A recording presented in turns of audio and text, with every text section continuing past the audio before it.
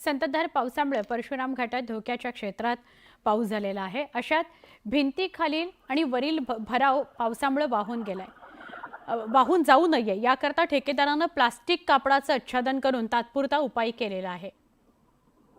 त्यामुळे मुंबई गोवा महामार्गावरील या घाटातील प्रवास जीवघेणा ठरलेला आहे। अस्थायी उपायामुळे नागरिकांमध्ये संतापाची भावना आहे।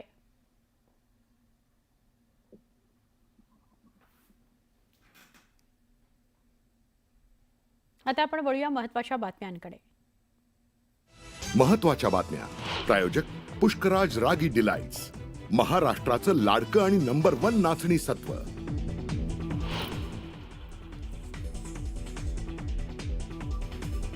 लक्ष्मण हाकेंचं गिरगाव चौपाटीवर आंदोलन, ओबीसींच्या मागण्यांकरता आंदोलन।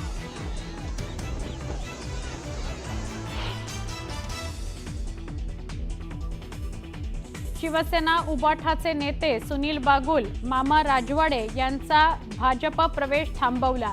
राऊतांच्या पोस्टनंतर प्रवेशाला ब्रेक।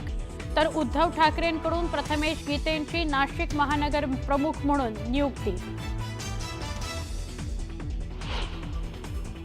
29